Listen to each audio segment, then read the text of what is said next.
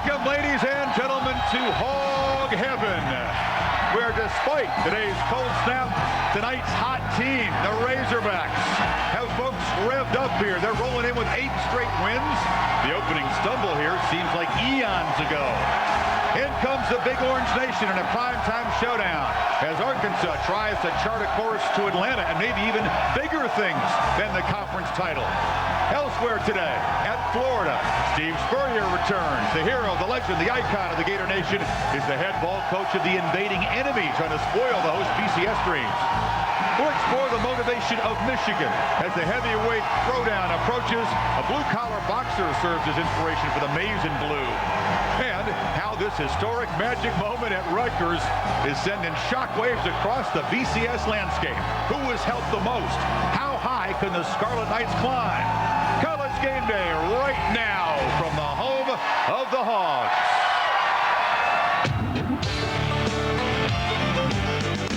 Well, we're coming to your city.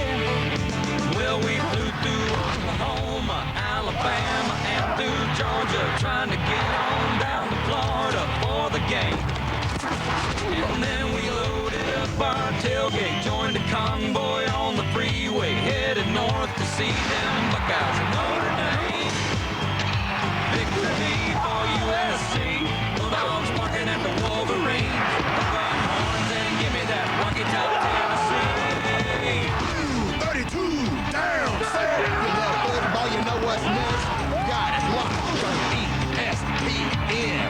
Tell your family and friends, cause Fowler, Corso, and Herb Street got the lowdown on the rivalries. Buckle your chin strap, get ready to play. It's time to kick off College Game Day. Come in to your city. And if you want a little bang and you ding yang, if you want a little sing and you sang sang, if you want a little sing and you tang tang, yeah, we're coming to your city.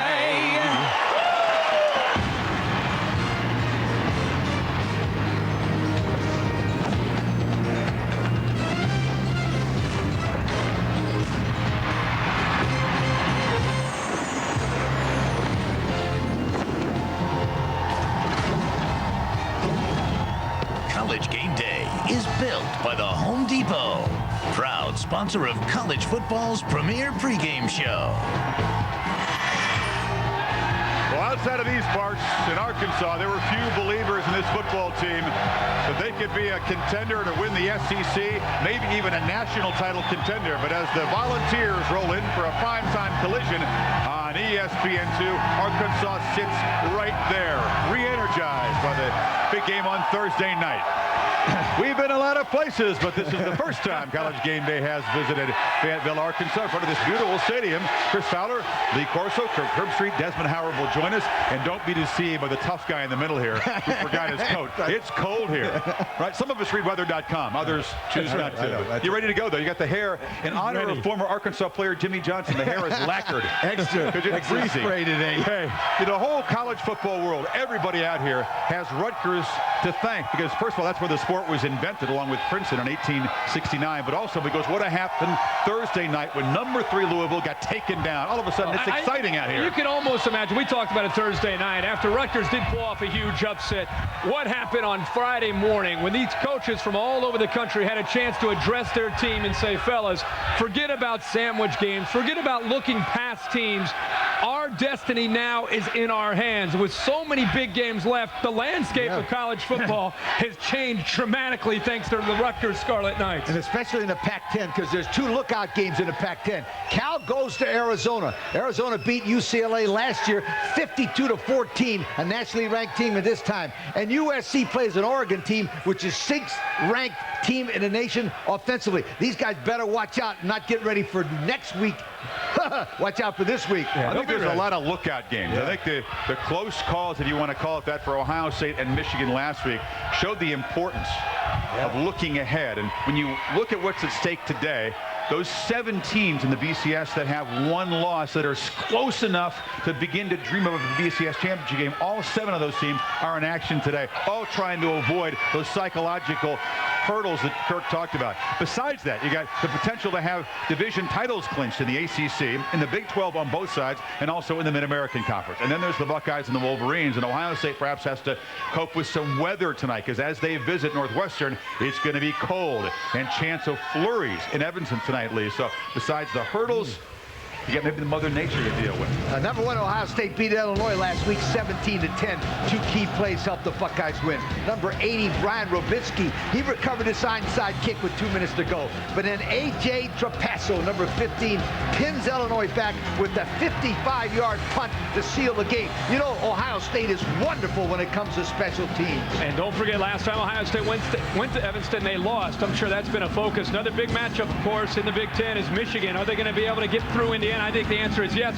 Chad Henne needs to get in sync, need to find his rhythm, find Mario Manningham, because I know Indiana got bombed last week, but back home in Bloomington, they have back-to-back wins against Michigan State and Iowa. They'll be ready, but I think the Wolves will be focused for the Hoosiers. In the swamp, Spurrier is a spoiler today. The Gamecocks got the Gators full attention after the unlikely upset last year. The ball coach got a little grumpy after he got the Gatorade pass.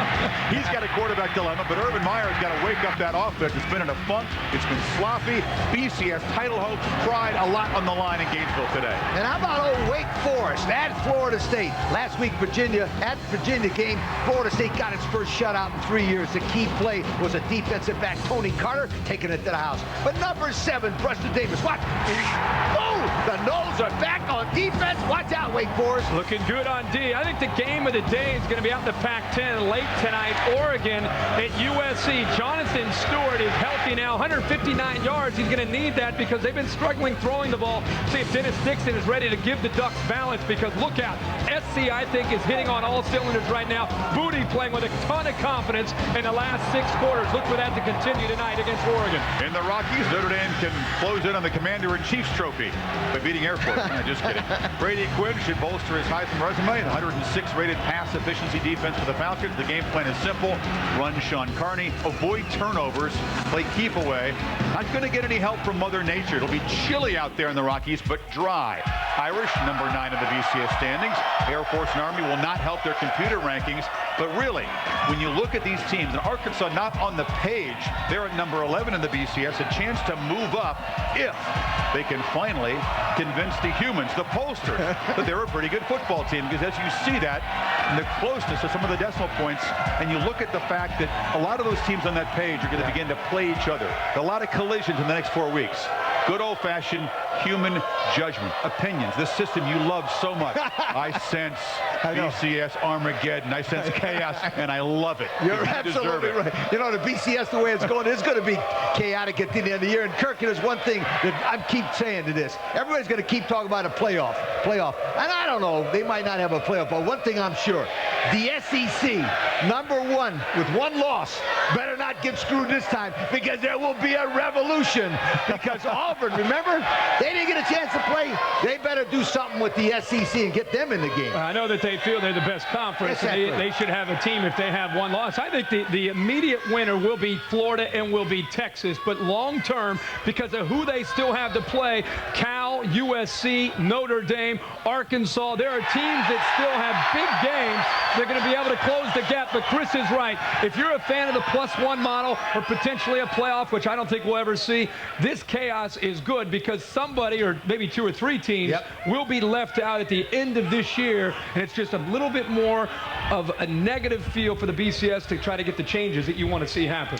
Well, last year was a perfect storm. Unbeaten USC, unbeaten Texas, but I think that was the exception. I think what we're seeing right now and what we're going to see down the stretch in the 4 weeks is going to be the norm. It's going to be chaos every year, and I'm going to love it, and you're going to always tell me the playoff will never happen. +1 is what I want. And again, a lot of this, none of those things going to happen. A lot of this is thanks to Rutgers. How high can Rutgers go? I mean, is Lee going to step on their enthusiasm as they sit there at 9? We'll come back and look at the highlights and talk about how teams like Arkansas might benefit. All the 1-loss teams could benefit. Also ahead, after the illustrious career running the Gators, Steve Spurrier disappeared in the minds of many down there. Join us as we go in search of the former Florida head coach. Straight ahead. Plus, he not only leads the nation in scoring, he leads all of college football in knitting beanies. That's right, Ian Johnson of Boise State has a rather unique off-the-field passion. And the Wolverines are looking to sew up a national title game invite. Find out how Russell Crowe's movie might help Michigan come out on top.